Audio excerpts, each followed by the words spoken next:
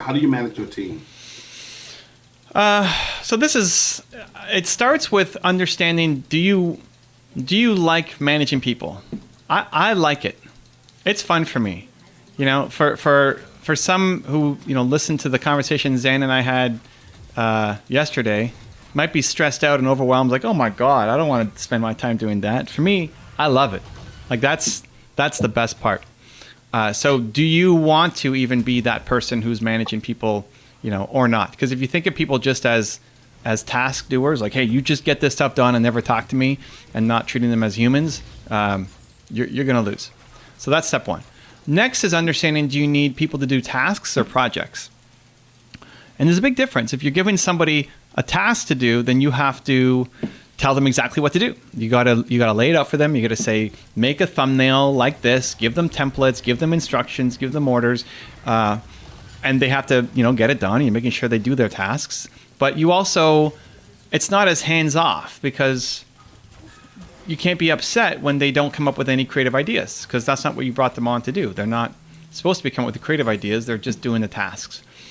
Some people are better at projects. And projects are where you just basically give a directive. Like, hey, I want to grow my YouTube channel. Help me. And they come up with the ideas for the thumbnail design strategy and the content strategy and how we're going to promote it on social, right?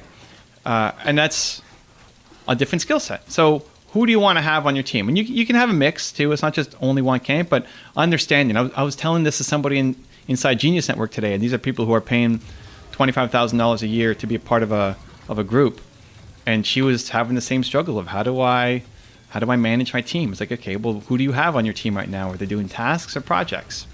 So understanding that is the next distinction. In terms of the day-to-day management, you have to, when you see that they're struggling or not coming through or not delivering or not living up to your expectations, you have to own your part in it. They have to feel like this is a joint journey together, right? Like if Zane doesn't follow through, it's partly my fault, right? Like I own my responsibility. I need to see Zane through this. And same thing for everybody on my team. It's so easy just to blame and say, well, you screwed up here and you did this wrong and all the mistakes, but you hired that person and you trained that person, right? So it's your responsibility to help them get to where they need to be. In terms of connecting with people, one, expect at the beginning to have a lot of time that you don't want to have to spend with them, right? Like you have to be willing to overtrain, answer lots of questions, deal with any struggles that come up. They're not going to get it as fast as you want them to get it.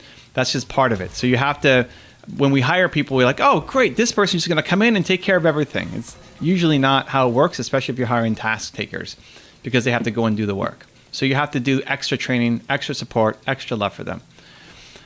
And then I'd say finally, just having time where you're connecting outside of just the work.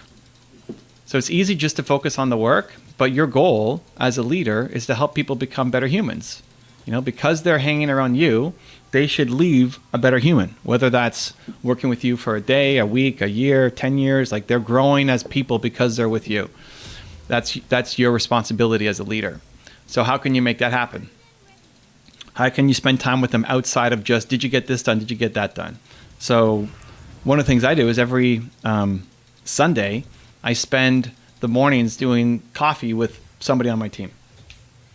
And grab a coffee, load up my laptop, and they join in. And we're not talking about their job responsibilities. We're not talking about whether they got a project done or not. We're not talking about any of that stuff. A lot of times now there's layers too, right? Like Nina might be managing the person, and I don't really know what they're up to day to day. I don't know what their projects are necessarily. But the goal is just to try to help them to understand where they're at, how they're doing, where they want to grow, what they want to learn, how they're doing in life, and how can I participate in helping them continue to grow.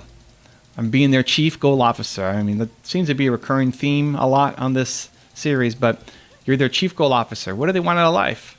And then helping them get it and having a vision for them that they may not even believe in themselves to be able to do, and guiding them, pushing them in that direction. And that requires caring about them as a human more than just caring about did they get the work done for you on time. So that is how you manage your team.